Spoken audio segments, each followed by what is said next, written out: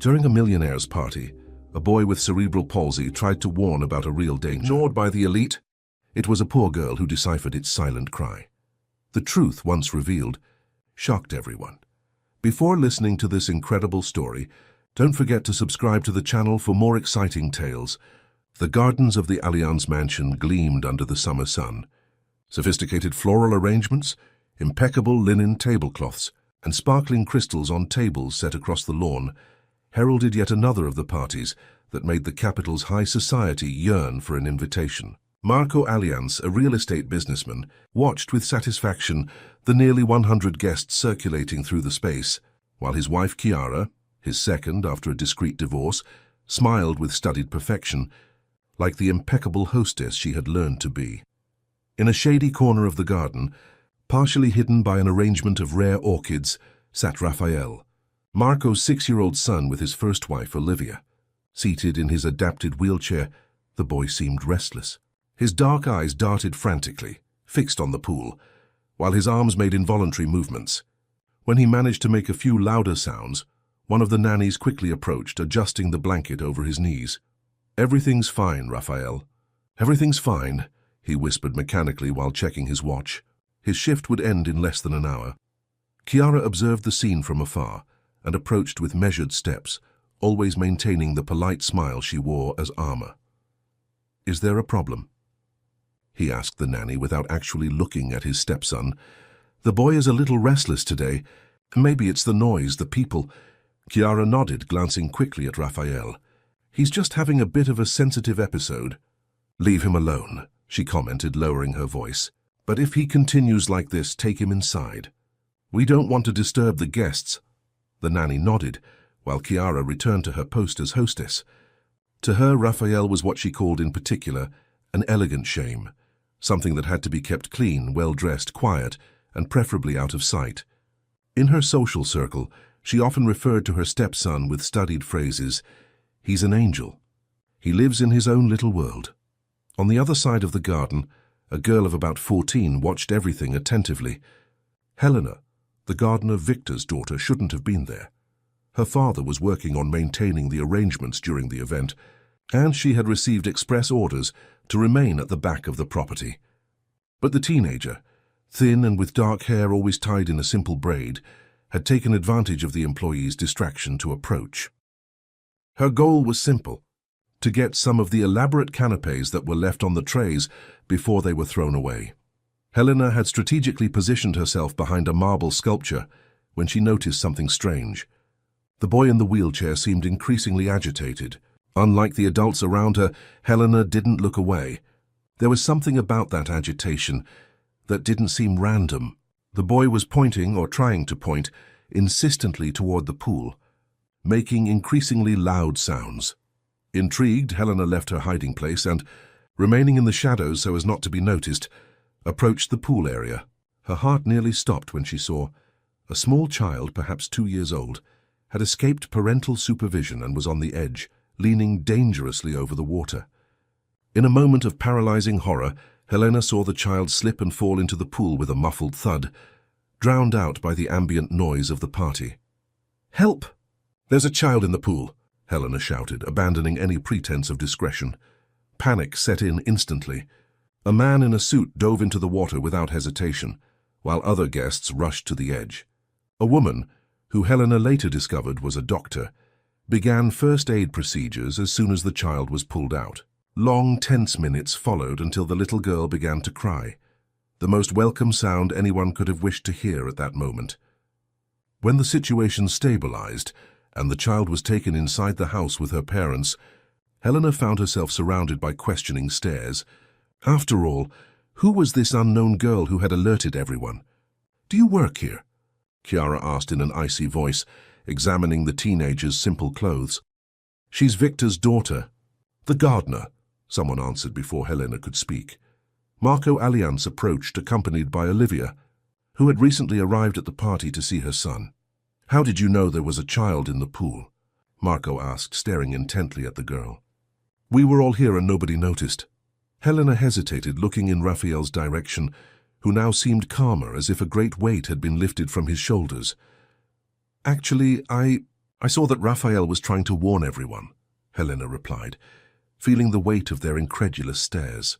He was pointing to the pool and making noises, trying to get your attention. A heavy silence settled in. Chiara let out a restrained laugh. Honey, I think you're confusing things, she said condescendingly. Raphael has severe cerebral palsy. He doesn't. Well, he doesn't understand what's happening around him in that way. With all due respect, ma'am, Helena replied, surprising herself with her sudden courage. I think he does understand. He was staring intently at the pool and getting increasingly agitated. He was trying to warn you all. Olivia, Raphael's mother, stepped forward, a strange glint in her eyes. How can you be so sure of that? She asked, her voice a mixture of hope and skepticism.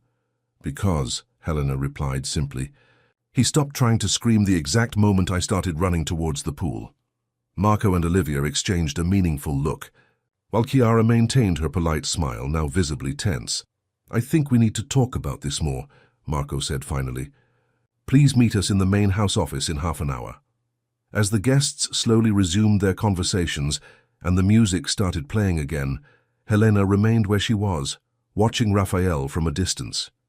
For a brief moment their eyes met, and she could have sworn she saw a smile form on the boy's lips, not an involuntary movement, but something deliberate and grateful. Marco Allianz's office exuded power and tradition. Dark wood bookcases housed books that seemed never to have been opened, trophies from successful deals, and photographs strategically positioned to tell the success story the family wished to project. Helena, seated on the edge of a caramel leather armchair, felt like an intruder in that universe. Her restless fingers repeatedly smoothed the worn fabric of her jeans. Marco occupied the imposing chair behind the desk, while Olivia stood near the window, her gaze alternating between the garden outside and the young woman's face. Chiara had positioned herself elegantly on a side sofa, her legs crossed in impeccable posture. The palpable tension in the air was occasionally broken by the ticking of the antique clock above the fireplace.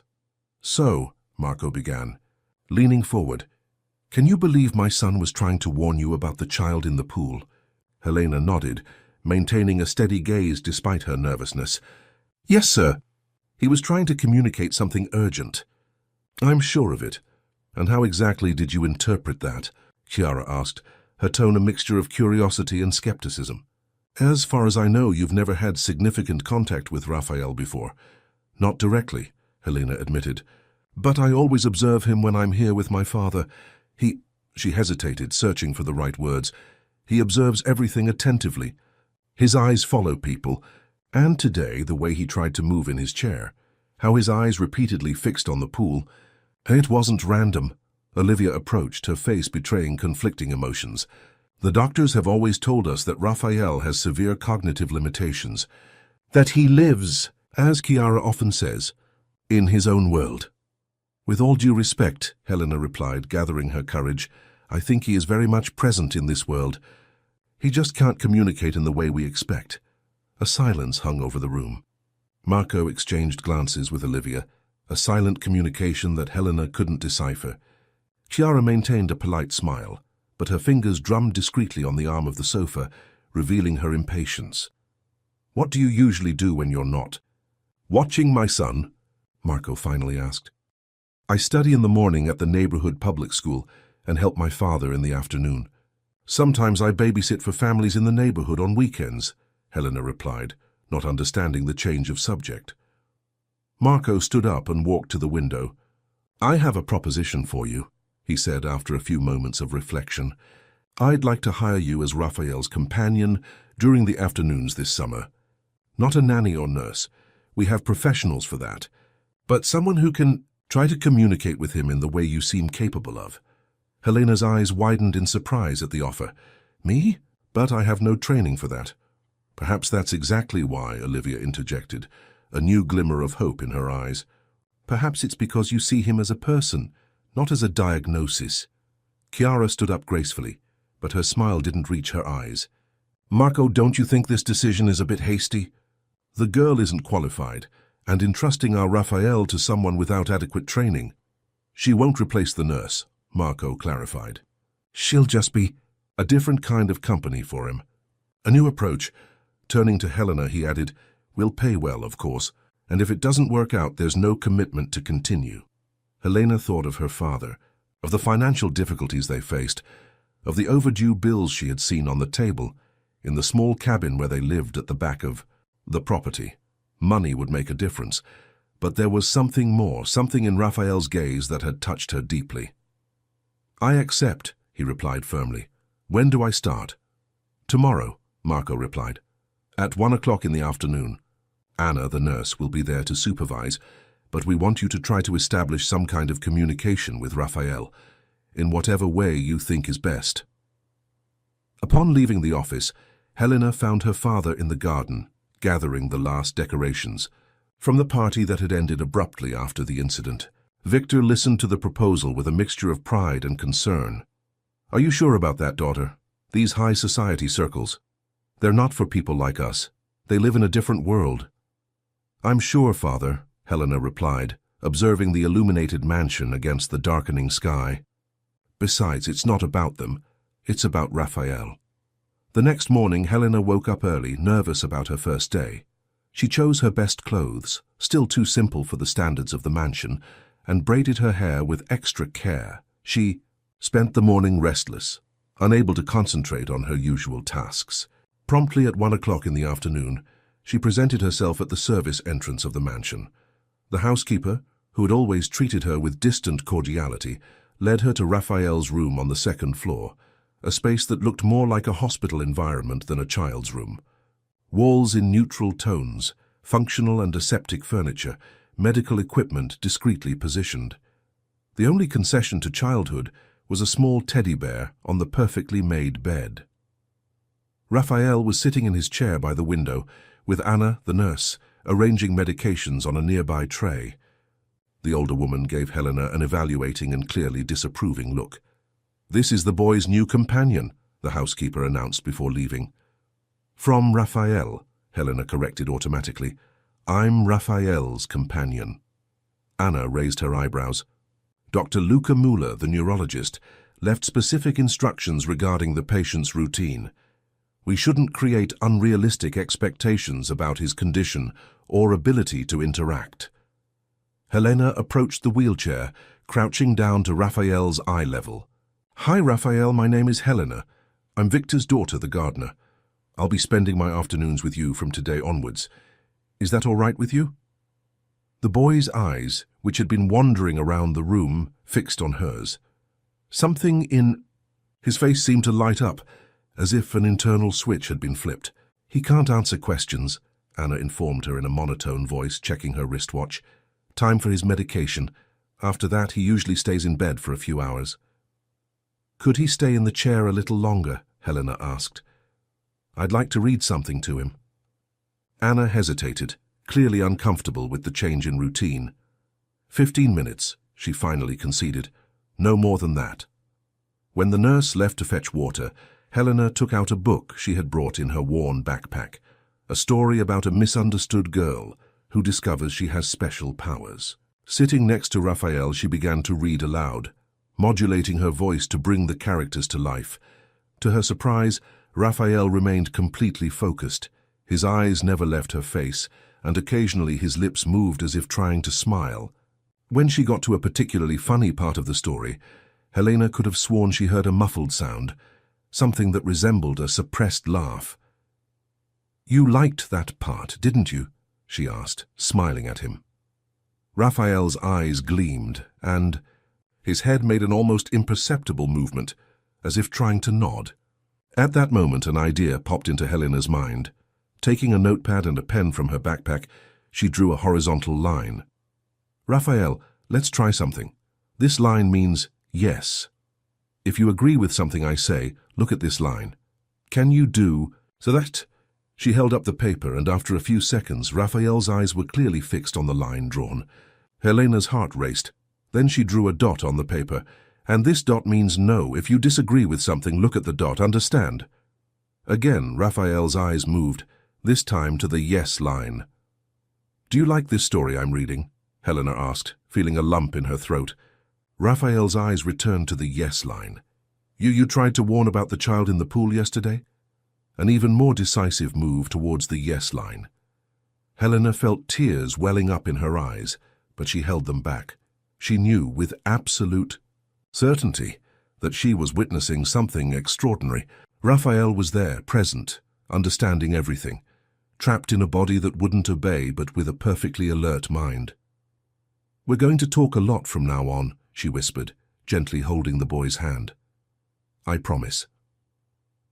Outside the room, unbeknownst to Helena, Olivia watched the scene through the half-open door, silent tears streaming down her face. In the following weeks, a subtle transformation began to occur at the Allianz mansion.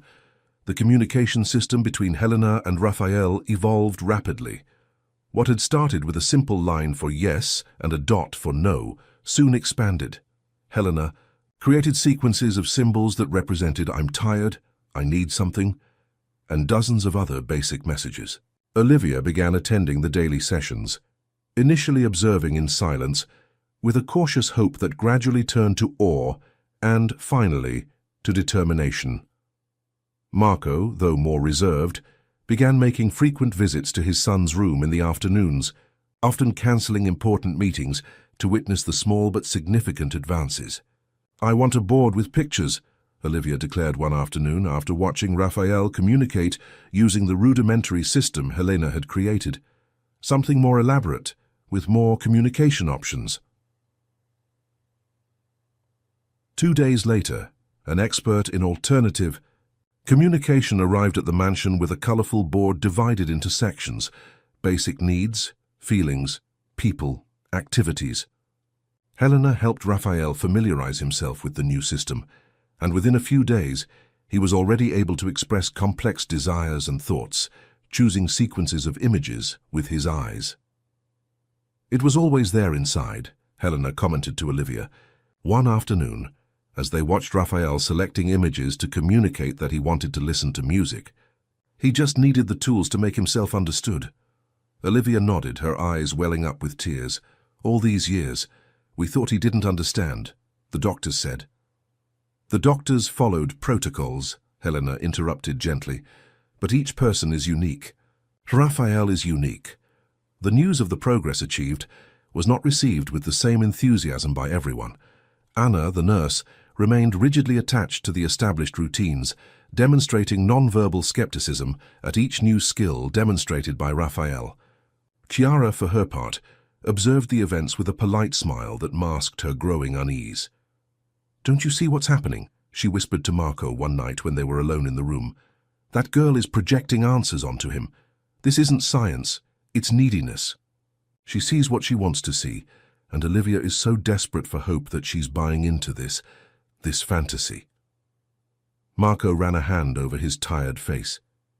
"You weren't there this afternoon, Chiara. He answered questions about colors and shapes that we never discussed in front of him. How would he know the answers if he didn't understand? Coincidence? Or maybe this girl is manipulating the answers somehow. She's clever, I can tell, and she has a lot to gain by maintaining this situation." Marco shook his head, unable to share his wife's skepticism. "I think you need to spend more time with them. See for yourself." But Chiara deliberately avoided the communication sessions. When forced to be present, she kept her distance, occupied with the phone or in side conversations with the house staff. For her, the increasing attention given to Raphael represented a threat to the carefully constructed balance in the family, a balance that, until then, had favored her as Marco's wife and the central figure in the house. Meanwhile, Dr. Luca Muller, a renowned neurologist who had been treating Raphael since he was a baby, was summoned for an extraordinary visit. Tall and imposing, with perfectly trimmed grey hair, the doctor entered Raphael's room with the authority of someone who knew all the answers, even before hearing the questions. "I understand your enthusiasm," he said, after observing a demonstration of the communication system, "but we need to be scientifically rigorous. What I see can be easily explained by the phenomenon of the influential facilitator, when the assistant unconsciously guides the patient's choices." "We can test that," Helena suggested, undeterred. "Ask questions whose answers only Raphael would know. Or ask things when I'm not looking at the surfboard." The test was carried out. Dr. Muller showed Raphael images that only he had seen, asked him to choose random numbers, and questioned him about recent events in the house when Helena was not present. To the doctor's growing discomfort, Raphael answered every question correctly. "This is unexpected," the neurologist finally admitted, consulting his notes as if he could find an explanation there that escaped direct observation. "We'll need more tests, of course, standardized assessments, perhaps even updated neuroimaging, but he understands us, he always has," Olivia added, with a mixture of triumph and accusation in her voice. The doctor nodded, removing his glasses to compulsively clean them. "It seems we have a case of atypical locked-in syndrome. The mind is intact, but severely compromised motor control prevents conventional communication. It's rare in children with cerebral palsy, but not impossible." That medical confirmation, however, reluctant, sparked a revolution in the Allianz mansion. Raphael's hospital room began to transform. The neutral walls gave way to space-themed wallpaper, chosen by Raphael himself through the communication board. Shelves were installed at a height accessible to his eyes, filled with books and objects he had selected. A projector was mounted on the ceiling for days, when the pain made it difficult to get out of bed. He could watch films or documentaries projected directly onto the opposite wall. Energized by his son's rediscovery, Marco hired a team specializing in assistive technology. A week later, Agnes Liman arrived at the mansion carrying equipment that looked like it came straight out of a futuristic movie. "I work with the principle of presumed competence," she explained during the presentation to the family. "If we assume that the mind is intact and fully functioning, we just need to find the right tool to access it." Agnes brought an eye-tracking device, a special screen that detected where Raphael was looking and selected letters, words or symbols simply by moving his eyes. On the first day of testing, after a quick calibration, everyone watched in reverent silence as Raphael composed his first independent sentence. "I can finally speak." Olivia fell to her knees beside her son's chair, embracing him through tears. Marco, usually reserved, had to turn away to hide the emotion overflowing on his face. Helena, standing next to the specialist, felt a happiness so intense it almost hurt. With daily practice, Raphael developed impressive speed in the new system. Soon he was writing entire paragraphs, revealing not only an intact mind, but a sharp intellect and a surprisingly dry sense of humor for a child his age. "Please stop talking about me as if I weren't here," he wrote one day, as a group of therapists discussed his case in front of him. "I'm sitting right here and I understand everything." The medical team had the decency to blush with shame. In just 1 month, the communication device became an extension of Raphael. Through it, the boy revealed his preferences, opinions, fears, and dreams, all the thoughts that had been trapped for years in his reluctant body. "I want to go to school," he wrote to his parents during a formal dinner, to which he had been brought with his device. "Really, I don't homeschool." The request sparked a heated discussion between Marco and Olivia, who was now more actively involved in her son's life, having reduced her professional obligations to be present at the mansion almost daily. "He's ready, Marco," Olivia argued. "Cognitively, he's probably ahead of many children his age, given how much he reads and observes. But the physical limitations, the discrimination he will face," Marco hesitated, torn between protecting his son and respecting his newfound autonomy. "I can hear you," Raphael interjected through the device. "It's my life."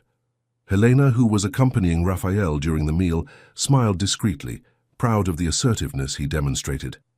Lately, her role had subtly changed, from facilitator to partner, from interpreter to friend. They developed inside jokes, shared literary tastes, discussed films and dreams. One afternoon, while they were reading together a fantasy novel that Helena had brought from the public library, Raphael stopped reading with a movement of his eyes. "What was it?" Helena asked, marking the page with her finger. "I want to write my own story," he replied through the device. "What kind of story?" "About a boy trapped in a glass box. Everyone looks at him, but no one really sees him, until someone opens a crack in the box." Helena swallowed hard, feeling the weight of what he was describing. His own experience, translated into metaphor. "I think it's going to be an amazing story," she replied, gently squeezing her friend's hand. "When do we start?" Chiara watched the scene from the doorway, her face an impenetrable mask of civility. Later, alone with Marco, she casually commented, "This story that Raphael says he wants to write, don't you think it sounds a little too advanced for a 6-year-old? This metaphorical language about glass boxes. He's always been observing, absorbing everything," Marco replied distractedly, busy with work papers. "Besides, Helena reads all sorts of stories to him. He has a brilliant mind." Or perhaps, Chiara suggested, letting the words hang in the air, "It's not really him writing these things." Marco looked up from the documents, finally catching the insinuation. "What exactly are you suggesting, Chiara?" "Nothing," she replied, stepping back strategically. "I just find it fascinating how everything has changed so quickly. Suddenly, our little angel who lived in his own little world is talking like a little philosopher. Isn't that curious?" Autumn arrived, painting the gardens of the Allianz mansion in golden and reddish hues. What had begun as a summer project for Helena had transformed into something far more permanent and profound. The formal proposal came during a Sunday lunch, to which Victor had also been invited, a rarity that did not go unnoticed by the gardener.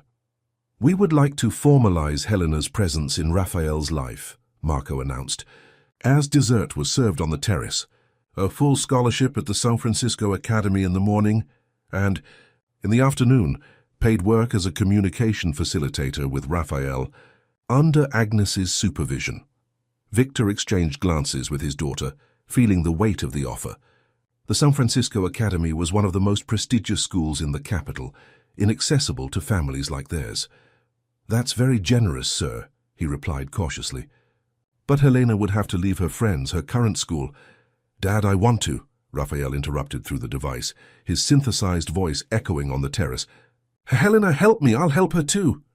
Helena smiled at her friend, touched by the way he reversed the equation, not positioning himself as a recipient of help, but as a partner. "It's an incredible opportunity," she agreed, looking at her father. "And I can continue living at home, being with you." Victor nodded, recognizing the determination in his daughter's eyes. At 14, she already demonstrated the same quiet strength her mother had possessed, the woman who had left them when Helena was only 5, setting off to pursue an artistic career in Europe and never returning. While the details were being finalized, Chiara observed the scene with her impeccable social smile, occasionally offering opinions on school uniforms and necessary materials. Beneath the polished surface, however, discontent simmered. The family dynamic was rapidly changing, and her place in it was becoming increasingly peripheral. The following morning, Helena arrived at the San Francisco Academy feeling completely out of place. The new uniform, though perfectly fitted, seemed like a disguise that couldn't hide her origins. The gleaming hallways, the immaculate gardens, and the appraising gaze of her new classmates intensified her feeling of not belonging. "Are you the new scholarship student? The one who works for Allianz?" asked a blonde girl during break, surrounded by a group that clearly shared her social status. "I work with Raphael," Helena corrected, maintaining her dignity. "I'm his communication facilitator."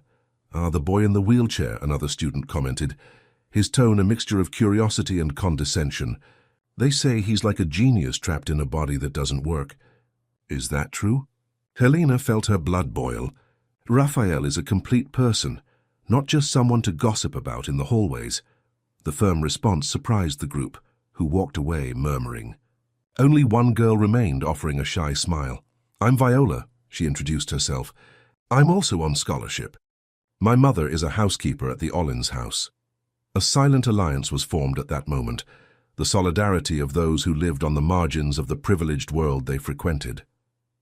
In the afternoon, upon arriving at the Allianz mansion, Helena found Raphael anxious for news from the outside world. "How was school?" he asked immediately. Helena hesitated, reluctant to unload her frustrations on him. "Different. I'll need time to adjust." "They were mean to you," he deduced, his expressive eyes revealing an understanding beyond his years. "Some. It doesn't matter." "It does matter," Raphael insisted. "It counts." Helena ended up recounting the day's events, including the comment about him being the boy in the wheelchair. To her surprise, Raphael reacted with a synthesized laugh. "Technically, that's true. I'm always in this chair, but that's reductive. You are so much more than that. How you are more than the girl from the garden, too. The astute observation made Helena smile. Before long, they were working on the story Raphael had begun writing, The Tale of the Boy in the Glass Box. The narrative had evolved, becoming more complex, with secondary characters and emotional twists that revealed the depth of thought of the young author. During dinner that evening, Raphael surprised everyone by announcing that he wanted to share his story with the family. Marco, Olivia, and Chiara sat attentively as Helena assisted Raphael with the device, allowing him to read his creation aloud. The story moved everyone. Even Chiara seemed momentarily touched by the powerful narrative about isolation, understanding, and liberation. In the end, Marco had tears in his eyes and Olivia was unable to speak, overwhelmed by emotion. "That was extraordinary, son," Marco finally managed to say. Victor, who had been invited to hear the story, approached Raphael with renewed respect in his gaze. "You have a gift with words, young man. You make us feel as if we were inside that box with you." Later, when everyone had left and only Marco and Chiara remained in the living room, she finally verbalized what she had been mulling over throughout the presentation. "It's a touching story," he began, carefully choosing his words. "But don't you notice certain language patterns, certain vocabulary choices that seem far too mature for a 6-year-old? Marco frowned. "What exactly are you implying?" "I'm not implying anything. I'm just observing that since Helena came into our lives, Raphael has supposedly developed literary skills worthy of someone much older. Don't you find that strange? He always had a mind that was trapped, Chiara. Now that he can communicate, we're discovering who he really is. Or perhaps," she suggested softly, "we are discovering who Helena is. A creative young woman who has found an outlet for her own stories, using Raphael as a conduit."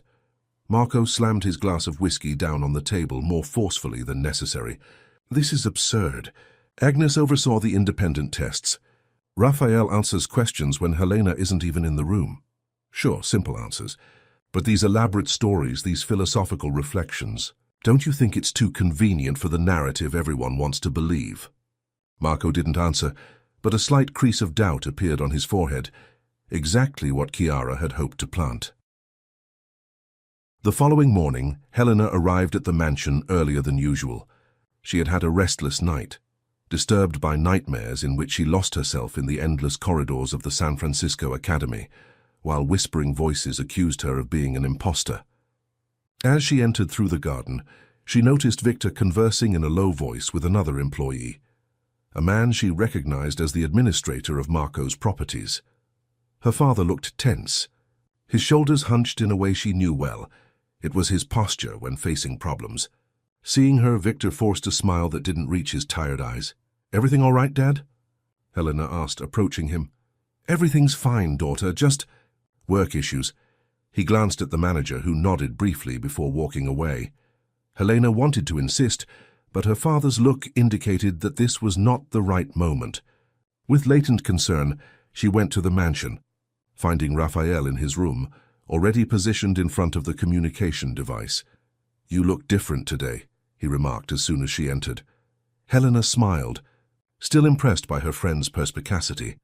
In just a few months of effective communication, Raphael had developed a keen sensitivity to emotional states, perhaps the result of years of silently observing the world around him. "I'm worried about my father. He seemed to be having some kind of problem with the property manager." Raphael remained quiet for a few moments, his eyes moving in a way that Helena recognized as deep reflection.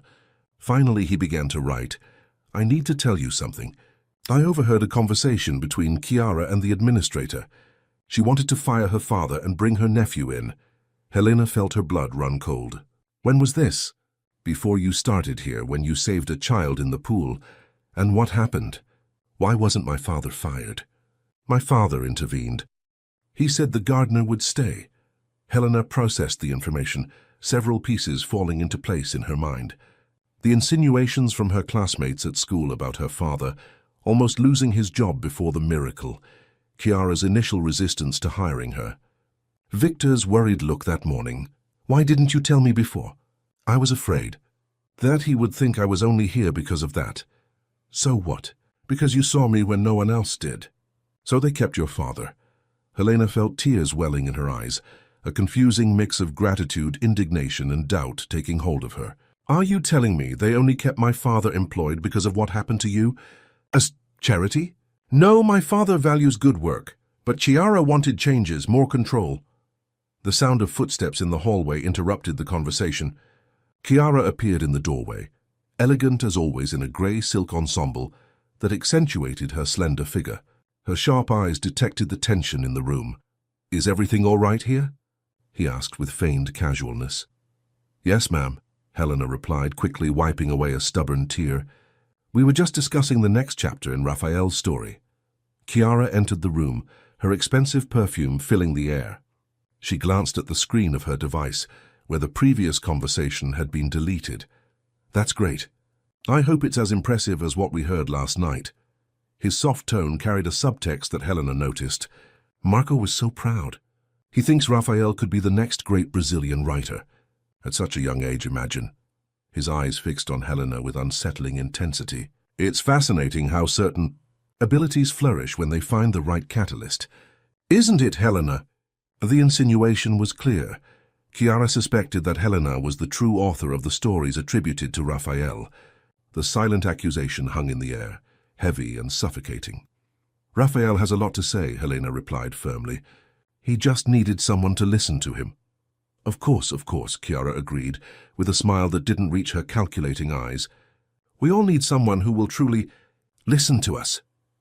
When Chiara finally left, Helena felt as if the oxygen had returned to the room.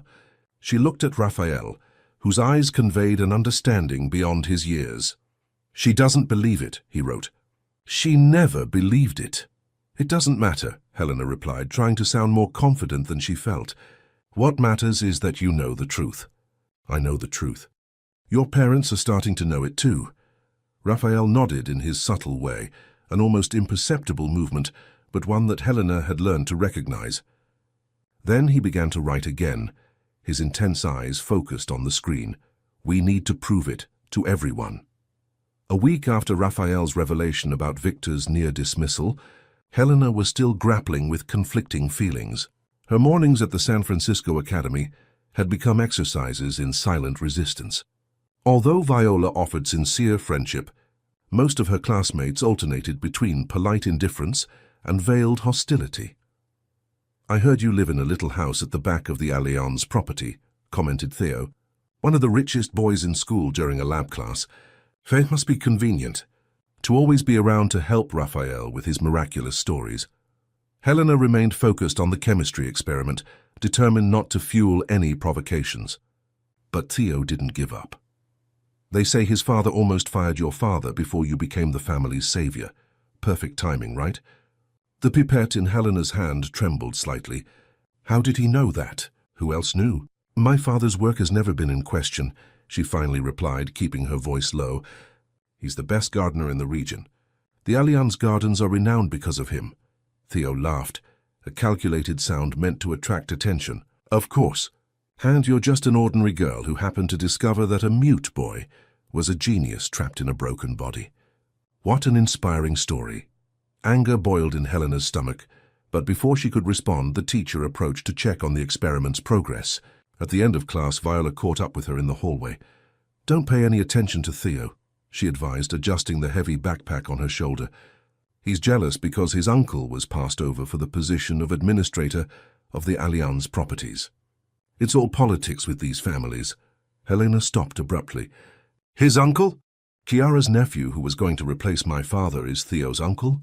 Viola's eyes widened, realizing she had revealed something Helena didn't know. I thought you knew. Chiara is Theo's aunt by marriage. Her brother is married to Theo's mother's sister. These wealthy families are all interconnected. Connections formed quickly in Helena's mind. It wasn't just a matter of Chiara wanting control. It was a web of favors and family alliances. Theo's hostility wasn't a coincidence. It was personal. That afternoon, upon arriving at the Allianz mansion, Helena was determined not to let the insinuations affect her relationship with Raphael. She found him in the garden, accompanied by Agnes, who was adjusting a new communication device, smaller, faster, and with extended battery life. He's progressing so rapidly that we need technology that can keep up with his pace, Agnes explained, smiling at Helena.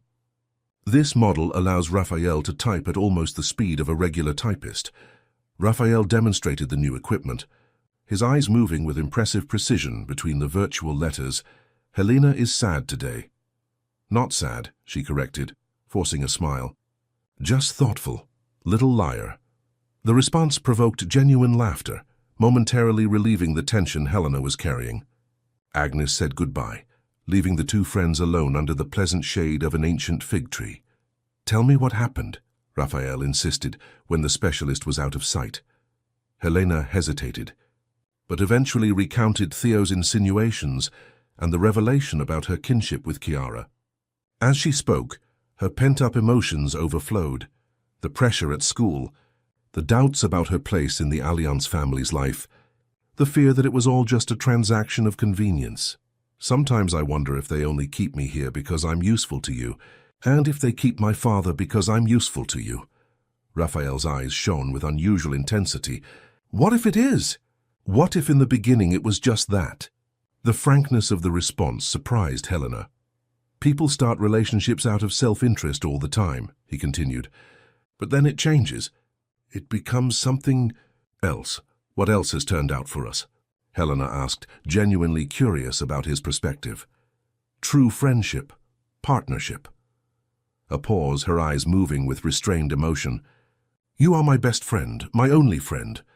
The words touched Helena deeply.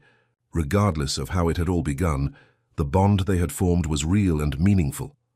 Furthermore, Raphael added with the sarcastic humor that had become his trademark, who saved whom? I was trapped without a voice. You freed me. We work well together, Helena agreed, feeling lighter. Quite a team. The best duo, Raphael agreed. Now let's show everyone. In the following weeks, Raphael intensified his formal studies. With the new device and Agnes's guidance, he began completing academic exercises appropriate to his age, and often beyond. Marco hired specialized tutors who were surprised by how quickly the boy learned. To dispel any doubts about the authorship of his texts or the authenticity of his abilities, Raphael began participating in supervised tests. Under the observation of invited educators and doctors, he solved complex mathematical problems, answered text comprehension questions, and produced original essays, all without intervention from Helena or any other facilitator. On a particularly challenging afternoon, Dr. Luca Muller returned for a formal evaluation. The doctor, now more humbled after his initial conclusions had been challenged, presented an advanced mathematical problem, suitable for high school students. I believe this is beyond your current level, Raphael, commented the neurologist, but I'd like to see how you approach the challenge. To everyone's astonishment, including Helena's, Raphael solved the problem in a matter of minutes, explaining his reasoning step by step through the device. Extraordinary, murmured Dr. Muller, completely reassessing his previous conclusions. We are dealing with a mind that is not only functional, but exceptionally gifted. Success in the tests reinforced the trust between Raphael and Helena, momentarily dispelling the doubts sown by Theo and Chiara's insinuations. However, a new tension arose from an unexpected source. Anna, the nurse who still oversaw Raphael's daily medical care, was becoming increasingly hostile to the changes in routine. Trained in the old school of caregiving, she viewed with suspicion the growing autonomy granted to the boy. The patient needs structure and consistency, she often argued with Olivia, when the latter authorized changes to medication schedules to accommodate study sessions. These constant adjustments compromised the treatment. One morning, Helena arrived at the mansion earlier than usual. As she approached Raphael's room, she heard raised voices. Standing in the half-open doorway, she witnessed a disturbing scene. Anna was deliberately positioning the communication device out of Raphael's line of sight, while he frantically tried to indicate something with his eyes. First your medication, then the technology, the nurse said in an authoritative tone. Those are the rules. They always have been. Helena watched, horrified. As Anna ignored Raphael's obvious signs of discomfort, his expression made it clear that he urgently needed to use the bathroom. He's trying to say something important, Helena interjected, entering the room without announcing herself. Anna turned around, surprised and annoyed. We're in the middle of a medical procedure. This isn't the time for your creative interpretations. He needs to go to the bathroom, Helena stated confidently, moving closer to reposition the device within Raphael's reach. How could you know that? Anna challenged. As soon as he had access to the device, Raphael immediately confirmed, bathroom urgent. The incident was reported to Agnes, who in turn informed Marco and Olivia. A discreet investigation revealed a disturbing pattern. Anna frequently sabotaged Raphael's attempts at communication, especially when other adults were not present. She would position the device out of reach, turn it off claiming maintenance during critical times, and frequently dismissed Raphael's messages as probably manipulated by the girl. The confrontation took place in Marco's office. Anna, Agnes, and Olivia were present when the nurse was questioned about her behavior. I have 30 years of experience with patients like Raphael, Anna defended herself indignantly. I've seen many passing fads in medicine. Facilitation, assistive communication. In a few years, everyone will realize it was just suggestion and projection. We're not talking about passing fads, Agnes replied firmly. Raphael has repeatedly demonstrated his cognitive abilities in controlled tests. Why is it so difficult to accept that we were all wrong about him? Because it's too convenient, Anna exclaimed. A wealthy family desperate for a miracle. A poor girl needing opportunities. A young doctor building a reputation with sensational cases. Everyone has something to gain from this fantasy. A heavy silence followed the accusations. Marco finally stood up, his face a mask of restraint. Your services are no longer needed. Anna, you will receive a generous severance package, but you must leave this house today. Anna's dismissal triggered the first direct confrontation between Marco and Chiara since the beginning of the transformation in Raphael's life. It was a hasty decision. Chiara argued that evening, elegantly settled in her favorite armchair in the living room. Anna had been with us for years. She knew Raphael's medical routine better than anyone. She was actively sabotaging his progress, Marco replied, pouring himself a drink. Or perhaps he was protecting him from false hopes, Chiara retorted. This house has become an emotional testing ground. Everyone clinging to any sign that confirms what they desperately want to believe. Marco stared at his wife, something subtly shifting in his gaze. And what do you so desperately want to believe, Chiara? That my son is an empty shell? That he's better off when he's quiet and out of sight? The question hit Chiara like a slap in the face. Her aristocratic face stiffened, but she maintained her impeccable composure. I want to believe that we're being reasonable, he replied with controlled coldness. That we're not being manipulated by a clever teenager who found a way to improve her situation. You've already seen the tests. You've already seen Raphael answer questions when Helena isn't even present. Simple answers, yes.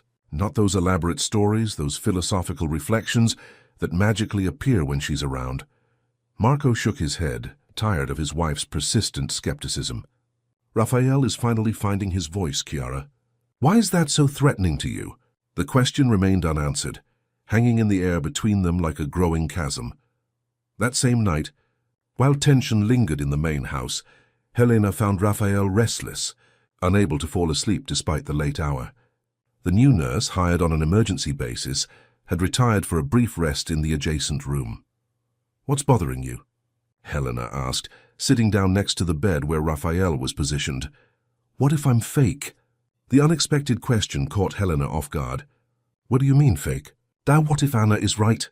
What if I'm just answering what you expect? It was an anxiety Helena hadn't anticipated, an existential doubt about the authenticity of her own answers, instilled by Anna and Chiara's persistent insinuations. You are real, Raphael. Your thoughts are yours. Your answers come from you. How can I be sure? Helena reflected, searching for the right words. You have doubts, right? You question things. If you were just reflecting on what we want to hear, you wouldn't have these difficult questions. The explanation seemed to calm Raphael down momentarily, but Helena realized that something deeper needed to be addressed. Agnes explained to me a concept called confirmation bias, she continued. It's when people only see what they expect to see. For years, doctors and therapists expected to see limitations in you, so that's what they found. They ignored signs of understanding because they didn't fit the diagnosis. Now they're doing the opposite. They see intelligence where it doesn't exist. No, Helena replied firmly. Now they are finally seeing you for who you really are, because they have stopped assuming limitations. The tests you conduct are objective. There's no way to want to see the right answer to a complex mathematical problem. It's either right or wrong. Raphael remained silent for a few moments, processing. Finally, he wrote, I want to do something bigger to show it to more people. What do you have in mind? A medical congress, speaking to doctors, changing how they see people like me. The ambition of the idea impressed Helena. It wasn't just about proving something to Chiara or to the immediate skeptics. It was about transforming perceptions on a much larger scale. That would be incredible, she agreed, feeling a mixture of pride and apprehension. But it would also be a lot of pressure. I'm ready, Raphael declared, his eyes gleaming with determination. I'll tell my parents tomorrow. As she left Raphael's room that night, Helena reflected on the extraordinary journey they had taken together. What had begun as a summer job had transformed into a shared mission to give voice to those silenced by assumptions and hasty diagnoses. On the horizon, greater challenges awaited them. Chiara's skepticism, the pressure of school, and now, Raphael's ambition to take his message beyond the walls of the Allianz mansion, to a world that, as Helena well knew, was often cruel to those who defied expectations. The idea of attending a medical conference was met with mixed reactions from the Allianz family. Olivia, increasingly supportive of Raphael's autonomy, immediately supported the initiative. Marco, while hesitant about public exposure, acknowledged the importance of his son's wish. Chiara, on the other hand, expressed concerns bordering on open opposition. He's only 6 years old, she argued during a tense family meeting. Exposing him to this kind of public scrutiny is irresponsible. Imagine if he gets nervous if he can't communicate under pressure. I can train, Raphael interjected through the device. Helena, help me. Of course it helps, Chiara replied with a tense smile. Helena is always there to help with her words. The insinuation did not go unnoticed. Marco gave his wife a warning look, while Olivia took a deep breath to maintain her composure. Dr. Luca has already contacted the organizers of the Ibero-American Congress of Pediatric Neurology, informed Agnes, who was attending the meeting at Marco's request. They showed great interest in including Raphael on a panel about alternative communication. It would be a 10-minute presentation, followed by questions and answers. 10 minutes in front of an audience of experts? Chiara asked, disbelief evident in her voice. What if he freezes? I've been frozen for 6 years, Raphael replied with his characteristic humor. 10 minutes won't be a problem. The response provoked surprised laughter, momentarily easing the tension. Even Chiara managed a reluctant smile. The Congress will be in 3 months in the coastal capital, Agnes continued. We would have enough time for proper preparation, and I will be present throughout the presentation to offer technical support. Raphael can stay at my apartment, Olivia offered. There's just a few blocks from the convention center. Marco nodded slowly. It seems it's decided then. If that's what Raphael wants, we'll support him. Chiara remained silent, but her gaze clearly communicated that she considered it a mistake. When everyone had dispersed, she took Marco's arm, keeping it behind his back. This could be humiliating for him, she said quietly. For all of us. Or it could be transformative, Marco replied, gently letting go. We need to give him the chance to find out. In the days that followed, Helena and Raphael began working on the presentation. The proposed title, Beyond Silence, Assuming Competence in Nonverbal Patients, had been Raphael's idea, as had the main topics he wanted to address. I want to talk about medical bias, he explained to Helena during one of their planning sessions. How tests depend on motor responses that I can't give. Helena nodded, taking notes while Raphael elaborated on his central argument. Many nonverbal patients were wrongly diagnosed with cognitive deficits because assessment methods relied on physical abilities they did not possess. Without alternative means of communication, their minds remained prisoners of uncooperative bodies. It's a powerful message, commented Helena, genuinely impressed by the sophistication of Raphael's thinking.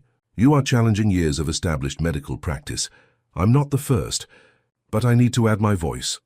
One night, while they were working late in Raphael's room, an unexpected storm broke over the region. Lightning lit up the sky, followed by deafening thunder that made the mansion's windows vibrate. When she finally said goodbye, Helena found Marco in the hallway talking on the phone with a worried expression. "Is your cabin all right?" he asked as soon as he hung up, noticing the girl's presence. "Like this?" "The storm. There was flooding in the low-lying areas of the property. I sent Felipe, the security guard, to check it out, but he couldn't get there. Access is blocked by a fallen tree." Helena felt her heart race. The small cabin where she lived with her father was located in the lowest part of the property, near a stream that usually overflowed during heavy rains. "I need to go home," she said, heading quickly for the stairs. "Impossible," Marco replied, following her. "The roads are impassable, and I'm not going to let you walk around the property in this weather." "But my father, Victor, is fine." He managed to turn it on before the power went out. He was trying to save what he could, but water was already coming in through the threshold. Helena stopped, feeling powerless. The cabin contained everything they owned, the few mementos of her mother, the books she had collected since childhood, the old guitar her father used to play on summer nights. "You'll stay here tonight," Marco decided. "I have enough guest rooms, and tomorrow we'll assess the damage." The damage, as they discovered the following morning, was considerable. The cabin, built decades earlier with simple materials, had not withstood the fury of the storm well. The roof of one of the rooms had partially collapsed. The walls showed damp patches rising from the floor, and many of Helena and Victor's personal belongings were soaked beyond repair. "This is going to take weeks to fix," Victor muttered, examining the rubble of his home with a defeated expression. Marco, who had accompanied father and daughter on the inspection, made a quick assessment of the structure. "I don't think it's worth repairing, Victor. The foundation is compromised. We need to rebuild." "Rebuild?" Victor repeated, surprised. "I'm not in a position to do that, sir." "The cabin is part of the property," Marco replied. "It's my responsibility to provide suitable accommodations for my employees. In the meantime, you can use the guest house behind the main garage. It's small but comfortable." The generosity left Victor speechless. Helena, rummaging through the rubble to salvage what she could, felt conflicting emotions, gratitude for the offer, but also a growing unease about the dependence that was becoming established. The Allianz family already paid for her schooling, her job, and now they would provide a roof over their heads. That evening, when they were finally settled into the guest house, a modest structure, yet infinitely more comfortable than the old cabin, Helena noticed her father sitting on the porch, gazing at the lights of the main mansion with a distant expression. "What are you thinking about, Dad?" she asked, sitting down next to him. Victor sighed, running a hand through his grey hair. "Look how life turns, daughter. I've always strived to maintain our independence, to owe no one more than my honest work. And now," he gestured toward the guest house, "we're completely at their mercy." "Marco is only doing what is right," Helena argued, although she perfectly understood her father's discomfort. "The cabin is part of the work agreement." "Yes, but there's a difference between a professional agreement and charity, Helena, and I'm afraid we're crossing that line." In the following days, the reconstruction of the cabin began at a rapid pace. Marco not only replaced the original structure, but also authorized significant improvements: reinforced foundations, modern plumbing, updated electrical wiring, and proper thermal insulation. What was once a functional but simple dwelling was being transformed into a small, yet comfortable and safe home. "This is much more than we expected," Helena commented to Raphael during one of their working sessions at the Congress presentation. "My father likes you and Victor," Raphael replied simply. "You are important to our family now." The statement, made without any pretense, touched Helena deeply. Despite the tensions with Chiara, the suspicions and insinuations, she had formed genuine connections with the Allianz family, especially with Raphael, who had become not only her student or patient, but her closest friend. Chiara, on the other hand, maintained a polite distance from the ongoing transformations. Always courteous, she never failed to greet Victor or ask Helena about her studies, but there was a calculated coldness in her interactions. "Being too welcoming can confuse things," Helena heard her say to Marco one afternoon as they walked down the hallway near the office. "We're creating expectations that may not be healthy in the long run." Preparation for the conference intensified as the date approached. Raphael worked tirelessly on his presentation, refining arguments, selecting scientific studies for reference, and practicing the rhythm of his synthesized speech to maximize impact in the 10 minutes allotted. "I've never seen a 6-year-old with such a level of concentration," Agnes commented after a particularly productive session. "He has extraordinary determination." Helena nodded, proud of Raphael's progress, but also increasingly aware of the contrast between their lives. While she divided her time between the elite school, where she never felt completely accepted, and the Alliance mansion, Raphael was about to speak to hundreds of renowned experts, potentially influencing medical protocols on an international scale. A week before the trip to the Congress, Chiara invited Helena for tea on the terrace, a surprising invitation that the girl accepted cautiously. Elegantly dressed as always, Chiara served tea in delicate porcelain cups before addressing the matter that had clearly motivated her to organize the meeting. "Helena, I want you to know that despite our differences of opinion, I recognize how much you have helped Raphael," she began, her tone carefully modulated. "He is happier, more engaged." "Thank you," Helena replied, uncertain about the direction the conversation should take. "Raphael is extraordinary. He just needed the tools to show it." "Yes, you always say that." Chiara smiled, a gesture that didn't reach her calculating eyes. "And now he's going to present it at the Congress. A big step. He's ready. We worked hard on the presentation. I'm sure of it. You two are practically inseparable." Chiara paused, taking a sip of tea before continuing. "It makes me think about the future, actually." "Your future, specifically?" Helena felt a familiar tension settle in her shoulders. "What do you mean?" "Well, you're clearly a talented young woman. Intelligent, insightful. You have a bright future ahead of you." Chiara placed the cup on the saucer with studied precision. "But I wonder if this current arrangement is really the best for your development." "Working with Raphael, you mean?" "Exactly. Don't get me wrong, you did wonders with him. But how long should this continue? A year? 5, 10?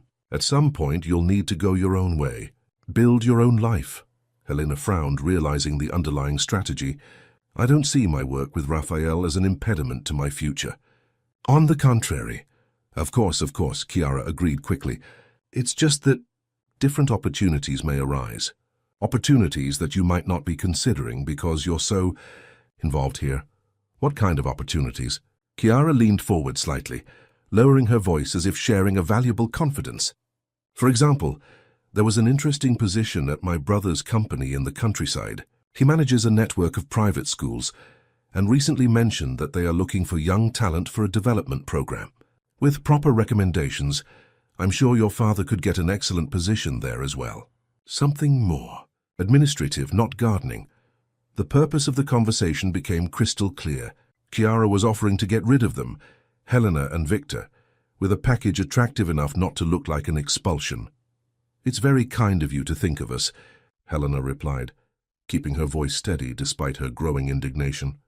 "But we're happy here. My father loves his work, and I greatly value my partnership with Raphael." "Of course," Chiara smiled, leaning back. "It was just an idea. Something to consider in the future, perhaps. After all, nothing lasts forever, does it? At some point, Raphael will need other kinds of support, trained specialists, certified therapists. When that moment comes, I'm sure he'll make it clear," Helena replied, standing up. "Raphael is very good at communicating his needs now." Leaving the terrace, Helena felt a renewed determination. Chiara's attempts to separate her from Raphael only solidified her resolve to support him on his journey, especially now, on the eve of his first major step into the world beyond the Alliance mansion. That night, during her final preparation session before the trip, Helena didn't mention the meeting with Chiara. Instead, they focused on the final adjustments to the presentation, simulating difficult questions that might arise from an audience of skeptical experts. "I'm nervous," Raphael admitted when they finished. "What if they don't believe me?" "Some won't believe it," Helena replied honestly. "People cling to their certainties, even in the face of contrary evidence. But others will listen, and those are the ones who matter." Raphael nodded subtly. "You're coming with me, right?" "Of course. I'll be in the front row." "No, I want you on stage by my side." The request surprised Helena. "Are you sure?" "It's your moment, Raphael. Your story." "Our story," he corrected. I started speaking because of you. I need you to be there. Moved, Helena nodded. Then I'll be there. We're a team, remember? The best duo, Raphael agreed, his eyes shining with a mixture of anxiety and anticipation for the challenge that awaited them. The coastal capital pulsed with an energy different from what Helena was used to. The salty air, the constant sound of waves crashing on the shore, the mix of languages in the streets of the historic center, everything contributed to a feeling of expanded possibilities, of horizons opening up beyond the walls of the Allianz Mansion and the oppressive corridors of the San Francisco Academy. Olivia's apartment, located in an elegant building overlooking the sea, comfortably accommodated the small group that had traveled to the Congress. Olivia, Marco, Raphael, Helena, and Agnes. Chiara had decided to remain in the capital, citing unavoidable social commitments, an absence that, although never admitted aloud, subtly eased the group's tension. On the eve of the performance, while Raphael had finally fallen asleep after a final preparation session, Helena found herself on the apartment balcony, watching the city lights reflected on the dark ocean. Marco joined her, offering her a glass of fresh juice. "Nervous?" he asked, leaning on the balustrade beside her. Helena nodded. "A little. More for Raphael than for me, actually." "He's ready," Marco stated with quiet conviction. "Thanks to you in large part." "I didn't do anything extraordinary," Helena replied, uncomfortable with the credit. "I just listened. I saw what was there to be seen." Marco smiled, a gesture that softened the lines of worry on his usually tense face. "That's the extraordinary part, Helena. Truly listening is a rare gift." A comfortable silence settled between them, broken only by the distant sound of the waves and the music escaping from some nearby restaurant. "Chiara spoke to me about the offer she made to you," Marco finally said, his voice controlled. Helena tensed. "I'm sorry if I caused any trouble between you two." "I didn't mean to." "There's no need to apologize," he interrupted gently. "Chiara and I have different perspectives on many things lately. But I want you to know that your place with us, yours and your father's, is not in question. Not unless you both wish to leave." "We don't want to," Helena replied simply. Marco nodded, satisfied. "Good. Now I should rest. Tomorrow will be a great day." And it was indeed a monumental day. The Ibero-American Congress of Pediatric Neurology occupied the entire Seaside Convention Center. Hundreds of doctors, therapists, and researchers circulated through the wide corridors, participating in simultaneous lectures, panel discussions, and case study presentations. The session where Raphael would present Advances in Alternative Communication for Nonverbal Patients was scheduled for the main auditorium at 2 o'clock in the afternoon. When they arrived at the venue, Helena felt her stomach clench at the sight of the size of the space. Approximately 300 chairs, almost all occupied.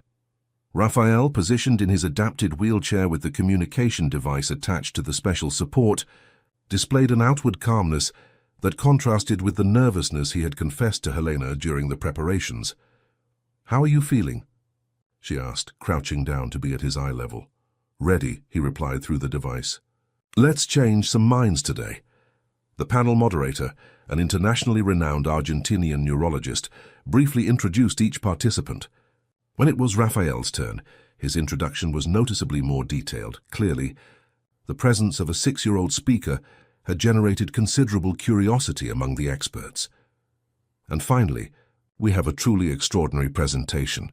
Raphael Allianz, diagnosed with severe cerebral palsy at 8 months old, accompanied by Helena Carmen, his communication facilitator, will share with us his personal journey and the insights it offers for our clinical practice.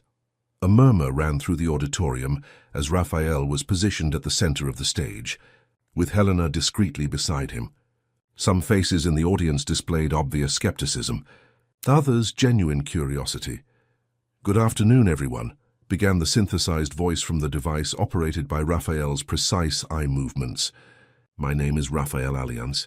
I am 6 years old, and until 8 months ago, everyone believed that I didn't understand the world around me." The silence in the auditorium became palpable.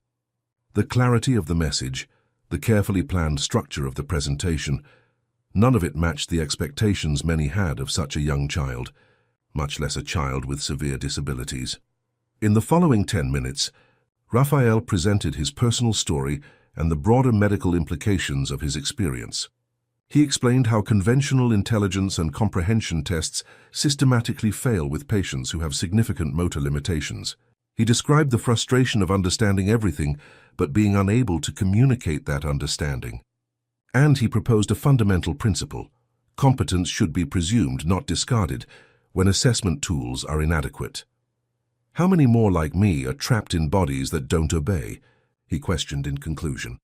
"How many minds are screaming in silence, waiting for someone to assume their competence instead of assuming their inability? This is the paradigm that needs to change in pediatric neurology." "Thank you." For a stunning moment, the auditorium remained completely silent. Then one person began to applaud, quickly followed by another and another, until the entire room erupted in applause. Some doctors had risen, offering a standing ovation that brought tears to Marco's eyes in the front row. Olivia, beside him, wept openly, making no attempt to hide her emotion. The question and answer session that followed was as impactful as the presentation itself. The questions, many of them challenging, revealed the persistent skepticism of parts of the medical community. "How can we be sure that these are really his words?" questioned a middle-aged neurologist. "Assisted facilitation has a controversial history in the medical literature." "I can answer any question you ask me," Raphael replied without hesitation, "on any topic. No prior preparation needed." "Test me." The doctor seemed surprised by the direct answer. "Very well. What is the capital of Canada?" "Ottawa." "Geography questions are easy. Try something more challenging." A wave of laughter swept through the auditorium, dissipating some of the tension. Another doctor, a Brazilian neuropediatrician, raised a more substantive question. "Your condition allows you to have limited control over certain body movements. Why then did conventional motor tests not detect your intact cognitive abilities?" Raphael's response was insightful. "Because these tests depend on consistent and predictable movements. My movements are sporadic, affected by factors such as fatigue, anxiety, and pain. Imagine trying to type with fingers that only occasionally obey your commands. Even if you know exactly what you want to write, the result will seem random to an observer." The explanation, delivered with clinical precision that impressed even the most experienced specialists, generated another round of applause. At the end of the session, several doctors approached Raphael to speak directly with him, treating him not as a medical curiosity or a child to be simplified, but as a colleague who offered valuable perspectives on his own condition. "This was extraordinary," commented Agnes, observing the line forming to speak with Raphael. "Right now, protocols are being questioned by dozens of brilliant minds. Established practices are being re-evaluated. This is just the beginning." Olivia, who hadn't stopped crying since the end of the presentation, approached Helena. "Thank you," she whispered, hugging the girl with genuine emotion. "You gave my son back to me." At dinner that evening, in an elegant restaurant overlooking the ocean, the group celebrated the resounding success of the presentation. Raphael, though visibly tired, remained alert, humorously answering the occasional questions from other patrons who recognized the Congress group. We received 3 invitations for additional lectures, 2 requests to participate in research projects, and a proposal to write an article for the International Journal of Pediatric Neurology, Marco informed him, reviewing the messages on his phone. "Raphael, it seems you've started something much bigger than a 10-minute presentation." "That was the goal," he replied, his eyes gleaming with exhausted satisfaction. During dessert, Marco received a call that made him frown. "It's from home," he commented, moving away from the table to answer it. When he returned a few minutes later, his expression was serious.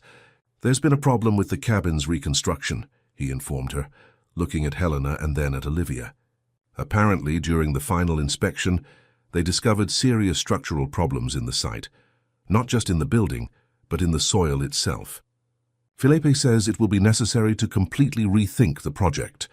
Helena felt a tightness in her chest. That means you'll need to stay in the guest house longer than expected," Marco added. "I'm so sorry, Helena. I know how much you and your father were looking forward to getting back to your own place." While the adults discussed alternatives and revised schedules, Helena noticed Raphael watching her intently. "What are you thinking?" he asked through the device, in a parallel conversation that only the two of them could follow. "I'm thinking about how everything is changing so quickly," she replied, keeping her voice low. "Your life, mine, sometimes it feels like I can barely keep up." "I'm scared," Raphael confessed, surprising her. "Fear of what?" "You just won over an audience full of skeptical experts. I'm afraid that all of this, the fame, the lectures, the doctors, will distance me from you." The sincerity of the confession touched Helena deeply. Amidst all the transformations, amidst the extraordinary success Raphael was achieving, his central concern was the same one that occasionally haunted Helena, that their paths, once so intertwined, might begin to diverge. "That's not going to happen," she assured him, gently squeezing his hand. "We're a team, remember? The best team." Raphael nodded subtly, but Helena noticed the worry lingering in his expressive eyes. On the return trip home the following day, the group was exhausted but elated. Raphael's presentation had been mentioned in the local newspaper and on several specialized blogs, always highlighting the potential impact of his testimony on clinical practice. In the car that was taking them from the airport back to the Allianz mansion, Helena noticed how distant Marco seemed, repeatedly checking messages on his phone with an increasingly worried expression. "Is something wrong?" Agnes asked, also noticing the businessman's unease. Marco hesitated, looking at Raphael, who had fallen asleep on the adapted bench. "Chiara is unhappy," he finally replied, keeping his voice low. "Apparently a journalist got our number and called home, asking questions about Raphael. She wasn't prepared to deal with that." "It was predictable," Olivia commented, without much sympathy for her ex-husband's second wife. "Raphael's case is extraordinary. Of course it would attract attention." "We need to discuss how to deal with this," Marco replied. "How much do we want to expose Raphael? How much does he want to be exposed himself?" Helena looked at her sleeping friend, reflecting on the magnitude of the changes underway. Raphael, once invisible to the world, was now suddenly all too visible. His voice, once silenced, now resonated far beyond the walls of the Allianz mansion. It was liberating but also terrifying.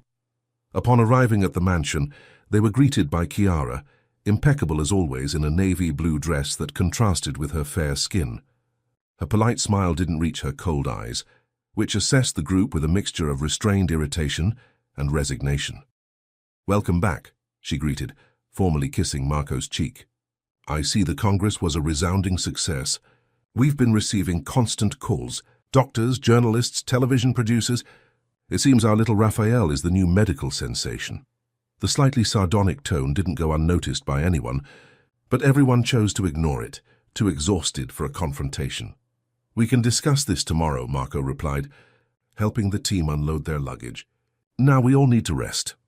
Helena accompanied Raphael to his room, helping him settle comfortably into bed. He had woken up during the final leg of the journey, but remained drowsy and quiet, processing his return to his familiar surroundings after the intense experience at the conference. "Sleep well," she said, adjusting the blanket around him. "Tomorrow we can review everything that happened calmly." As she was about to leave, the synthesized voice from the device stopped her. "Thank you, Helena." "For what reason?" By opening the slack in the glass box.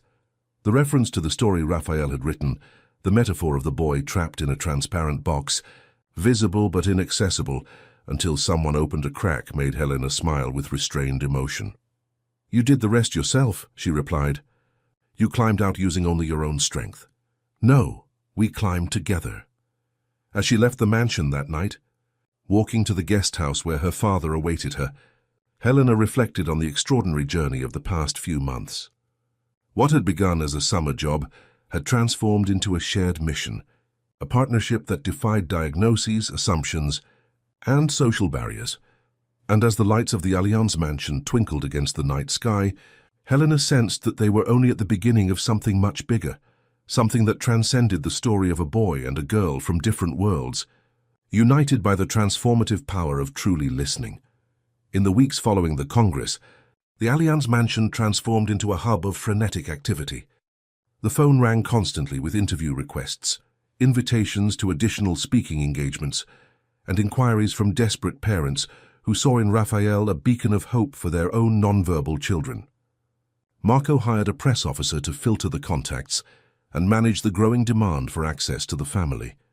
During a particularly hectic breakfast, with her advisor Agnes and Raphael's parents discussing communication strategies, Chiara finally verbalized what she had been mulling over since returning from the Congress. "We need to establish clear boundaries," she declared, interrupting the lively discussion. "This public display is getting out of control. Raphael is a child, not a cause." A momentary silence followed the remark, everyone processing the contrast between Chiara's polite tone and the underlying acerbity of her words.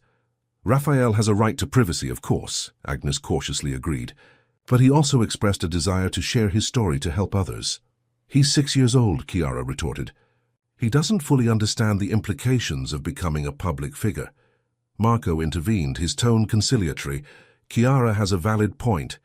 We need to be careful to protect Raphael from sensationalist exploitation. But we must also respect his autonomy and his desire to make a difference." Olivia, who was becoming increasingly involved in decisions concerning her son, agreed. "We can set conditions, pre-approved questions, the right to review before publication, no filming at school or during private moments." Helena, who had been silently observing the discussion while helping Raphael with his breakfast, noticed how everyone spoke about him, as if he weren't present, the very behavior that had hurt him so much before he was able to communicate. As if reading his thoughts, Raphael intervened through the device. "I'm here, I can decide." Everyone turned to him, momentarily embarrassed that they had fallen back into the old pattern of talking about, "Not with Raphael." "Of course, darling," Olivia replied. "What do you think about all this? About the interviews, the news reports?" "I want to do it, only with conditions. I don't want to become a curiosity, I want to be heard. There's a difference between being heard and being exploited," Chiara argued, addressing Raphael directly for the first time in the discussion. "Do you want to become a celebrity now, is that it?" The condescending tone provoked expressions of discomfort around the table. Raphael, however, responded with the quiet dignity that characterized him. "I want to be heard," he repeated simply, "by doctors who can change protocols, by families who need hope." Helena felt immense pride in her friend. Even in the face of Chiara's persistent skepticism, even exposed to the tension of a family divided over his future, Raphael remained steadfast in his mission, not out of vanity or attention-seeking, but because of the potential impact of his newfound voice. After careful consideration, the family decided to accept the offer of an interview with a high-audience Sunday program. The format would allow for a respectful presentation of Raphael's story, with national reach that could resonate with both the general public and healthcare professionals. Strict conditions were established, including prior approval of the questions and control over the final edit. As preparations for the interview progressed, Helena's school life faced its own complications. Raphael's growing notoriety inevitably affected his standing at the San Francisco Academy. Some colleagues, previously distant or hostile, approached her with renewed curiosity, not for Helena herself, but for the access she provided to the medical sensation appearing in the newspapers. "Is it true that he's going to be on Rose Ollins's show on Sunday?" asked a colleague who had never spoken to Helena before. "My mother watched his lecture online. She was very moved." "We're still finalizing the details," Helena replied politely, uncomfortable with the sudden interest. Viola, her steadfast friend since day one, observed the scene with insight. "Funny how everyone wants to be your friend now," she remarked when they were alone. "Fame is a powerful magnet, even by association." "It's not my fame," Helena corrected. "It's Raphael's story that touches people." "Yes, but you're part of this story. The girl in the garden who saw beyond the wheelchair. There's quite a role." The observation disturbed Helena more than she cared to admit. Was this how people saw her now? As a secondary character in Raphael's inspiring narrative? And why did this bother her so much, when she herself had always insisted that the leading role belonged to him? These reflections accompanied her to the Allianz mansion that afternoon. She found Raphael in the library, working on a new text with Agnes, no longer a fictional story, but a personal account intended for a medical journal that had requested her contribution. "How's it going?" Helena asked, settling into a nearby armchair. "Almost finished," Raphael replied. "Agnes thinks we need to emphasize more the technical aspects of alternative communication.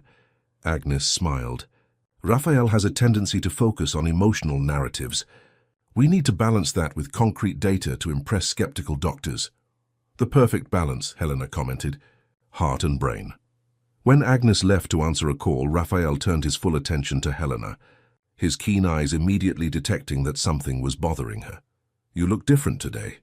Helena hesitated, unsure about sharing her self-centered concerns when Raphael faced far greater challenges.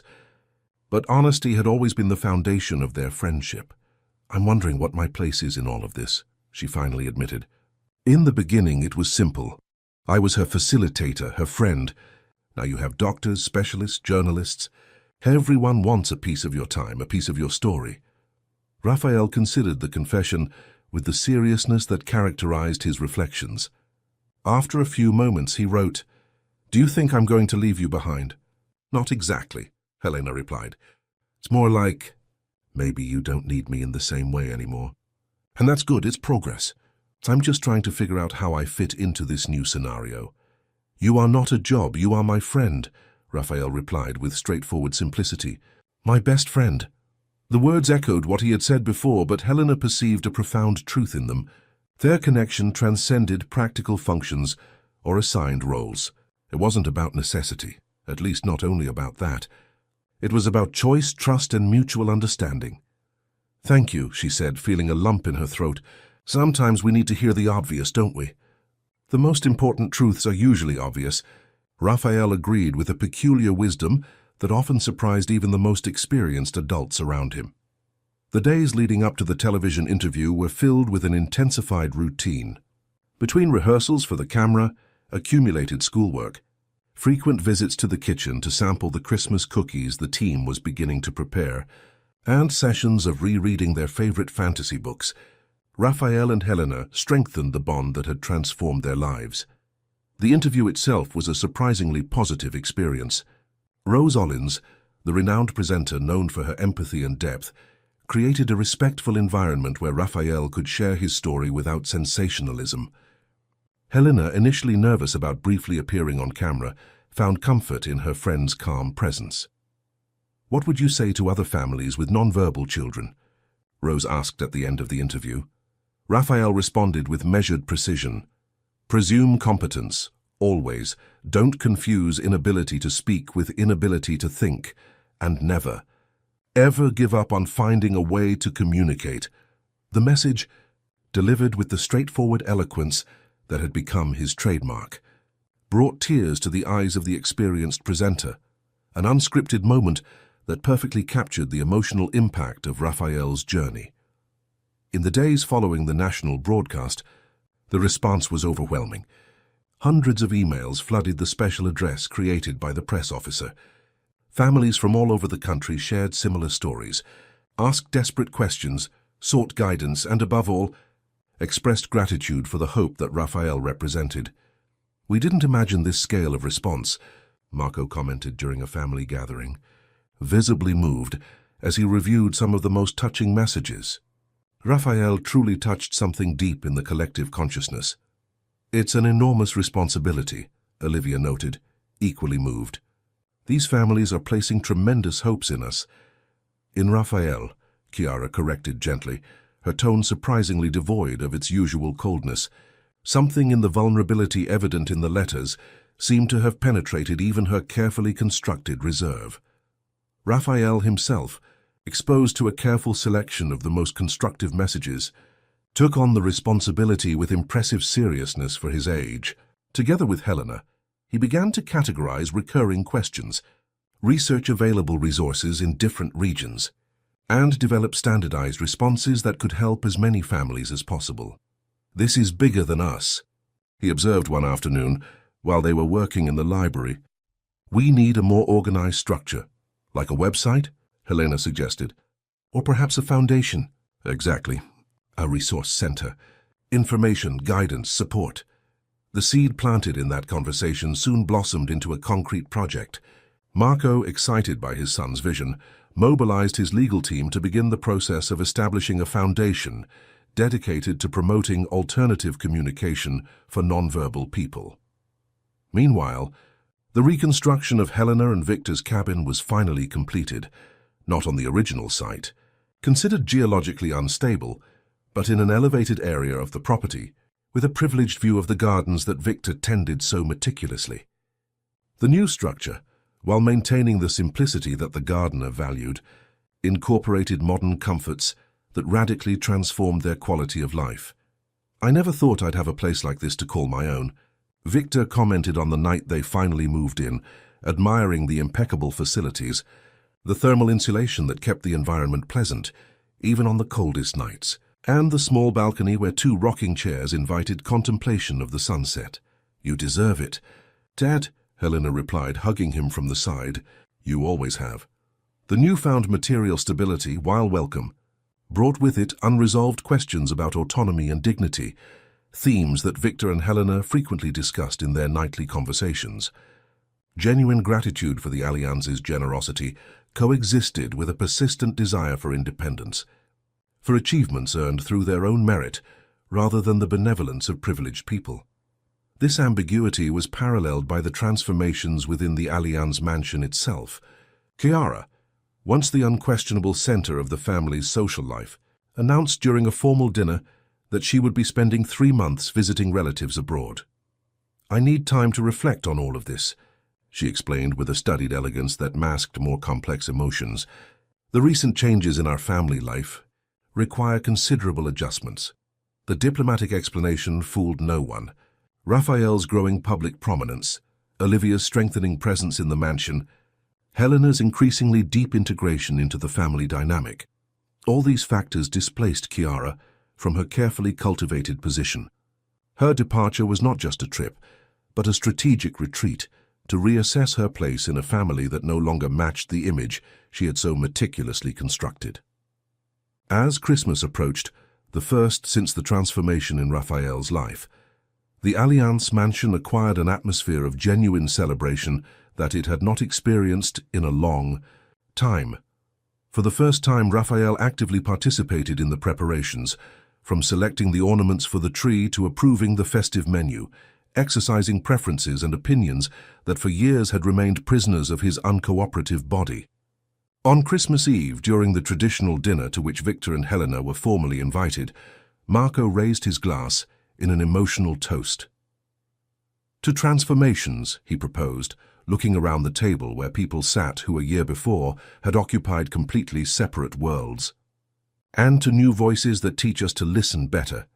Raphael, positioned in his place of honor, responded to the toast with his own carefully chosen words.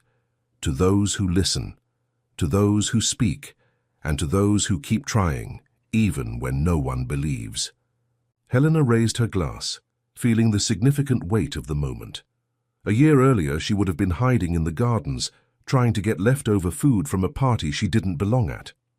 Now she sat at the main table, not as a servant or a charity guest, but as an essential part of the unconventional family that had formed around Raphael.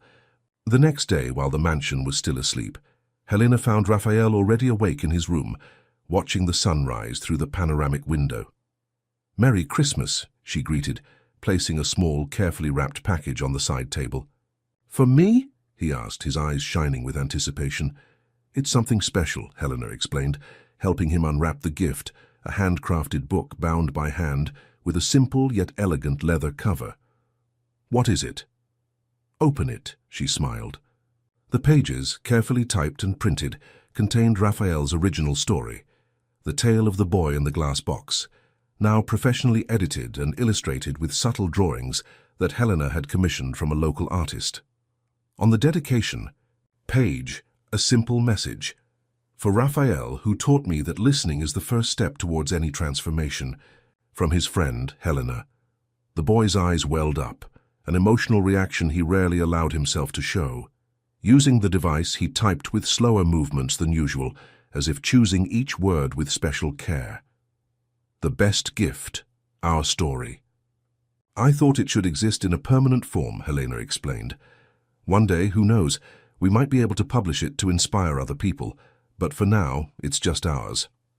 Raphael nodded, contemplating the pages that materialized their shared journey. "I'm not proud of speaking," he wrote after a few moments. I'm proud of being heard. The distinction was profound.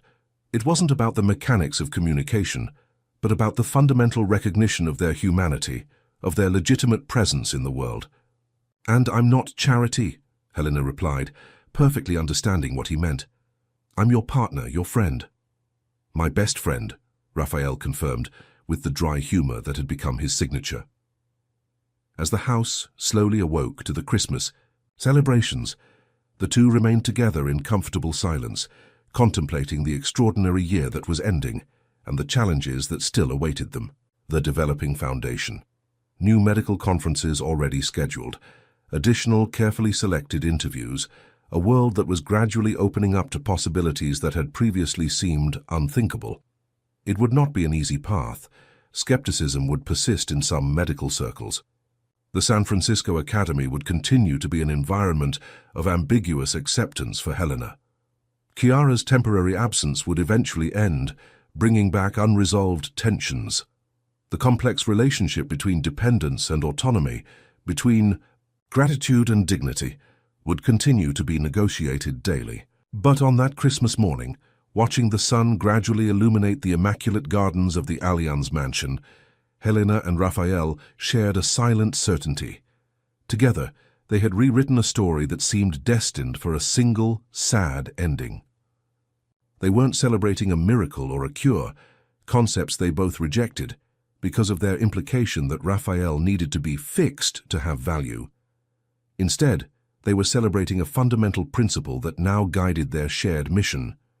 Competence should be presumed, not dismissed. And the first step to any true transformation is for someone to truly listen. Spring arrived with renewed hope at the Allianz mansion. 6 months had passed since that transformative Christmas, and the seeds planted during the winter were beginning to blossom into concrete achievements. The Allianz Foundation for Alternative Communication had been officially established, with a board of directors that included Marco, Olivia, Agnes, and, surprisingly, Victor, whose perspective as Helena's father was considered valuable in keeping the organization connected to the realities of ordinary families. The Foundation's main office now occupied the mansion's former annex, completely renovated, to accommodate a small team dedicated to 3 main objectives: research into alternative communication technologies, training professionals in presumed competence methodologies, and direct support to families of nonverbal individuals. Raphael, despite his young age, actively participated in strategic decisions, frequently surprising the adults with the clarity of his vision. We want to create protocols that don't depend on expensive resources, he explained during a board meeting. Many families don't have access to advanced technology. We need simple solutions as well. Helena, seated beside her friend as always, smiled proudly. Raphael's practical wisdom never failed to impress her. His ability to see beyond the privileged walls of the mansion to the needs of the real world. Chiara's return after her 3 months abroad had brought subtle but significant changes. She had returned different, not completely transformed, but visibly affected by her time of reflection. In a private conversation with Marco, which Helena inadvertently witnessed while passing through the office, Chiara expressed surprising honesty. "I've always lived for appearances, Marco, for what others thought of me, of us, of our family." Raphael challenged the perfect image I had so carefully constructed. "And now?" Marco asked, clearly trying to understand his wife's new perspective. "Now I see that I was protecting something that didn't really matter. I'm still not. I'm not like Olivia. I don't have that instinctive maternal connection with him. But I want to try to understand. Really." That moment of vulnerability marks a new chapter in Chiara's relationship with her family. Although she still maintained her characteristic reserve, she began to participate occasionally in the Foundation's activities, offering her talent for social relations to connect the organization with potential supporters in high society circles. For Raphael, who had just turned 7, life had established a new balance between the extraordinary and the everyday. 3 times a week, he attended classes at a carefully selected inclusive school, where his intelligence was challenged academically while his physical needs were adequately met. In the afternoons, he alternated between therapy sessions, commitments related to the Foundation, and crucially time to simply be a child, reading adventure stories with Helena, watching documentaries about space, or honing his surprising chess skills, played through a program adapted to his communication device. "I never thought I'd have a normal routine," he commented to Helena during a quiet afternoon in the library. "Being treated like any other child is the greatest achievement." Helena, now 15, was facing her own transitions. The San Francisco Academy had become less hostile over time as her work with Raphael gained legitimate recognition. Viola remained her constant friend, while other classmates gradually replaced their initial disdain with reluctant respect. Theo, Chiara's great-nephew, eventually transferred to a boarding school abroad, a change that brought significant relief to Helena's school environment. Her academic horizons were expanding rapidly. Encouraged by Agnes, Helena had begun formally studying the principles of augmentative and alternative communication, demonstrating a natural talent that went beyond her special connection with Raphael. Universities had already been mentioned, with Marco discreetly offering guarantees of financial support for whichever educational path she chose. "You could revolutionize this field," Agnes commented, after observing Helena intuitively developing a new approach to categorizing visual symbols. "You have the practical knowledge combined with an innate sensitivity to unexpressed needs." Helena blushed at such compliments, but secretly she began to envision a professional future where she could help other people like Raphael, not by accident or instinct, but with proper training and deliberate purpose. Victor, observing his daughters flourishing with quiet pride, had found his own equilibrium in the new dynamic. The rebuilt house provided dignity and comfort he had never imagined possible, while his role on the Foundation's board offered a sense of purpose that transcended the meticulous care of the gardens. In a conversation with Helena, he expressed the transformation of his perspective. "You know, daughter, I've always worried about our independence, about not owing too much to others, but I've learned something important. There's a difference between charity and community. One diminishes, the other uplifts. What we've built with Allianz is community." The impact of Raphael's story continued to expand in concentric circles. The article published in the International Journal of Pediatric Neurology generated heated debates in the medical community, with experts divided between enthusiasm for new possibilities and methodological skepticism. 3. University hospitals initiated pilot studies implementing presumption of competence protocols in their assessments of nonverbal patients. 2 families had already reported similar findings. Children previously considered cognitively impaired, revealing intact comprehension and intellect when offered appropriate communication tools. Dr. Luca Muller, initially skeptical, had become a vocal advocate of the approach, publishing a courageous self-critique of his own earlier diagnostic limitations. "We need scientific humility," he declared at an international conference.